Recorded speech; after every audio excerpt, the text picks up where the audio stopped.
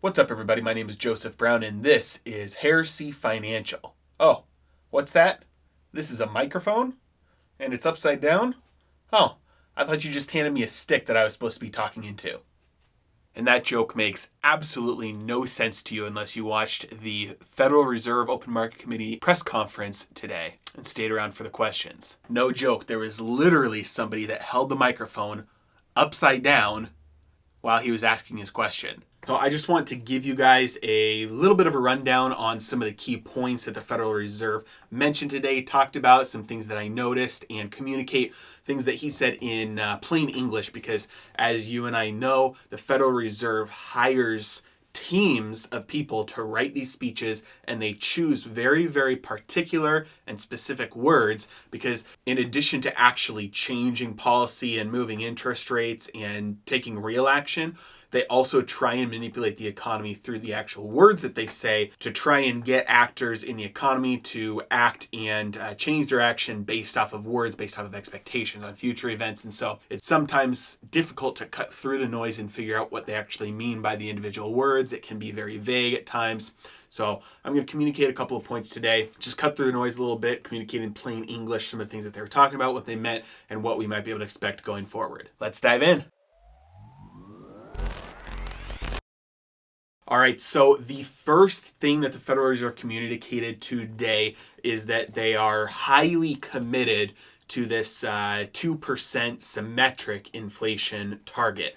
And they changed some of the wording from the last conference to this one, saying that they were going to try and target near 2% to now they said to 2%.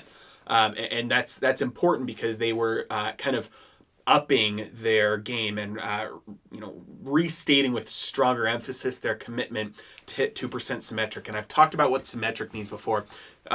Ultimately, it's on average. So if you go a period of time with inflation under 2%, then you'd need to go a similar amount of time with inflation above 2% in order to have that 2% be your average over time. Now, this is a problem because they are tasked by Congress with two objectives.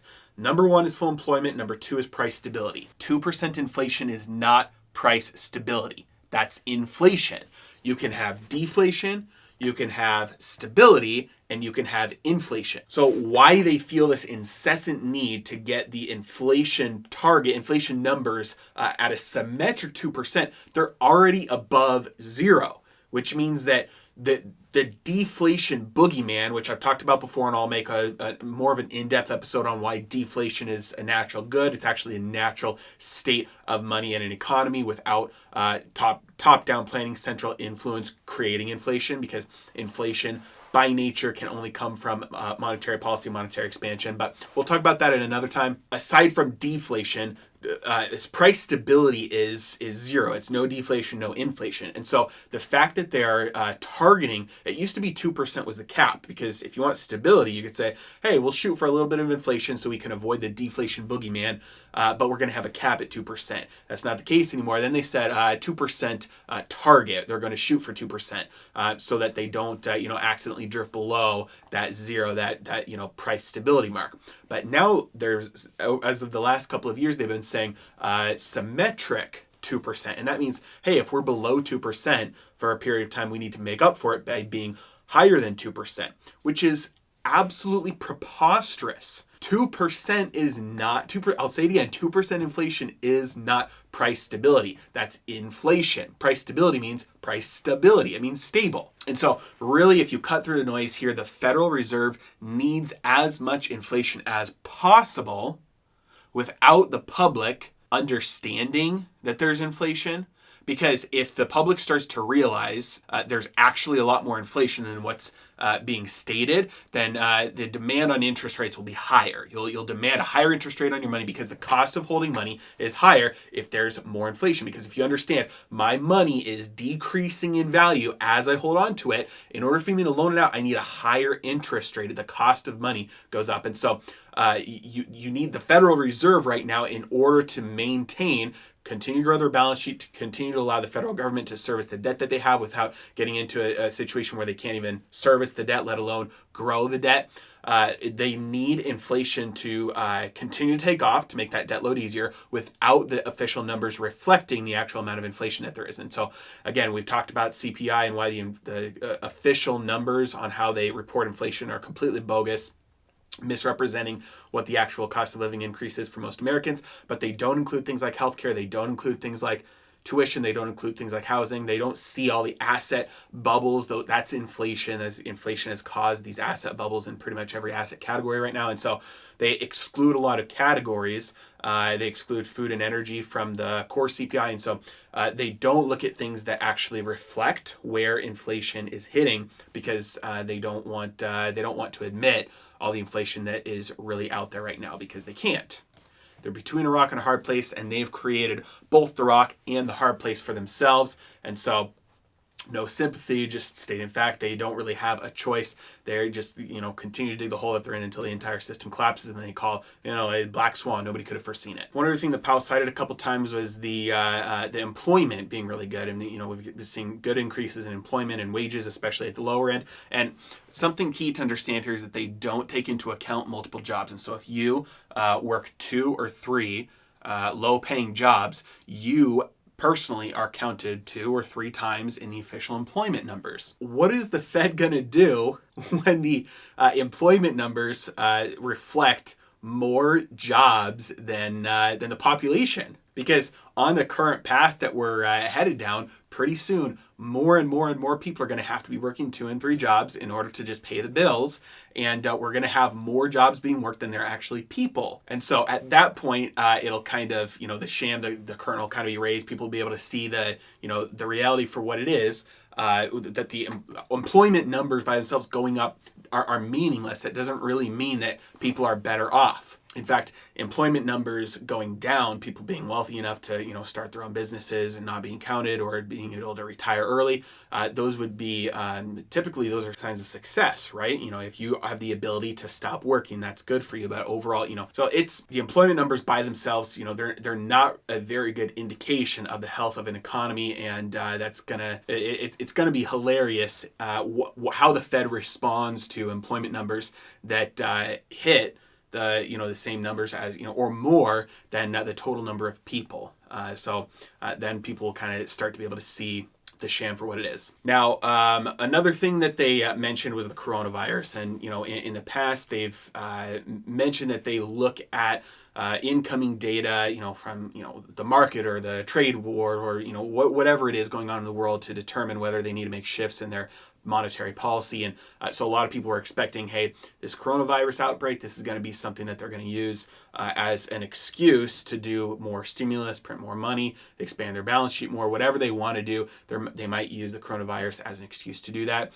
And while the market didn't price any, the market was not expecting a cut today, and they didn't deliver a cut. They're basically using that as a pocket ace. They can pull that card out if they need to, if things get into a hairy situation. By the way, he mentioned again, and they say this every time, that they're committed to sustaining the expansion. That's not their mandate. Why is the Federal Reserve committed to sustaining the expansion? Their congressional mandate, their dual mandate, is full employment and stability of prices. Why do they care about an economic expansion?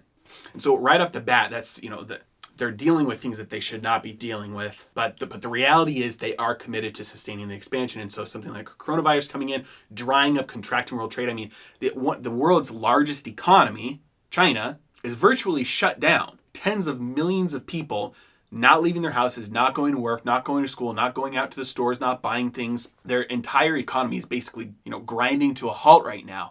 And it's at the current pace at which the coronavirus is kind of expanding and starting to show up in countries that now there's person-to-person infection from people that did not actually travel to China. So we're seeing spreading now in other countries. Don't quote me on this. I think it was Germany and Japan now both have confirmed cases where you have the coronavirus spreading from person to person without those people actually being from going to China. And so as this kind of spreads and as the infections kind of start being reported, there's about a 10 to 14-day period of time from when you get infected to when you start showing symptoms. And so over the next couple of weeks, we're really going to see how this takes off, and we're going to start getting a lot more data on the impact this is going to have. But something like this, these things can have wide-ranging economic impacts, at least short-term. And so I would not be surprised whatsoever if the Fed uses the coronavirus as an excuse to do something they've been waiting to do. If they want to expand their balance sheet a lot more, do an emergency measure to drop their interest rates, whatever it is that they're trying to do and they need an excuse for, would not be surprised if they use the coronavirus as an excuse to do that. There were a few questions about the repo market, and after the first question about the repo market, Powell just kind of came out and said, I know we're going to have a lot of questions about this right now. And so he kind of went into detail a little bit about it, had kind of a prepared statement about everything happening there right now. Ultimately, what he said about the repo market is that the Fed, we care about the repo market simply because the financial system overall is so fragile that if the repo market breaks down and the funding that flows through the repo market dries up and grinds to a halt, it could kind of domino effect collapse the entire system. Now, he didn't say that in so many words. He didn't come out, specifically and explicitly state that. But that was kind of the meaning behind what he was talking about, because he alluded to the fact that, hey, we care about the overall economy. We care about overall the plumbing of the financial system and how money flows through. And while we don't specifically care about, funding hedge funds and making sure that hedge funds have cheap cash, or making sure that the repo market specifically doesn't dry up, it has our financial system is so interconnected and so reliant on each other that if one piece of it goes down, the whole thing goes down. It's kind of like if there's 15 people walking next to the edge of a cliff.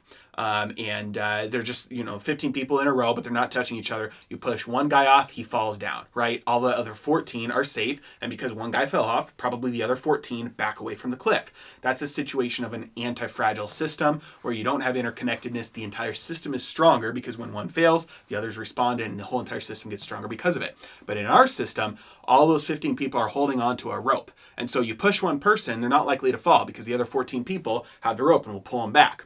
But you push one hard enough and all 15 people go over. And so that's a system of that's an example of a fragile system where you don't have individual fragility because the entire system kind of compensates and recovers, but it's so interconnected and so reliant on each other that a push that's hard enough, a shock that's hard enough will actually collapse the entire system. And so that's what Powell was alluding to when he said this is why we're intervening in the repo market and why we care about it. Ultimately, the entire system's dependent on all the individual parts.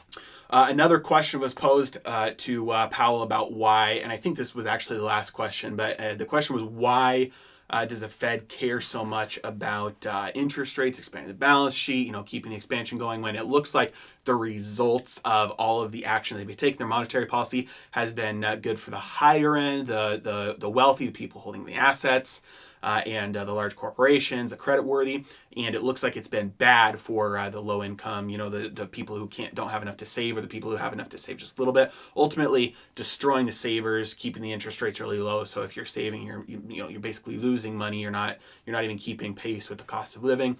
And his answer was basically, Congress has mandated us to seek full employment and stability of prices, and we're pursuing these actions based on the greater good of the overall economy, and that's that. So he didn't really answer it because number one, price stability, like I mentioned at the beginning, is not the same as price inflation. Those are two different things. Inflation is inflation, stability is stability. So he didn't really answer it. He just said Congress has mandated us to do, for the greater good. To keep the expansion going, which they haven't. But it was a very good question because that's what a lot of people who are starting to look into this right now are noticing. Hey, you're doing things right now that are keeping the stock market bubble going, or keeping the bond bubble going.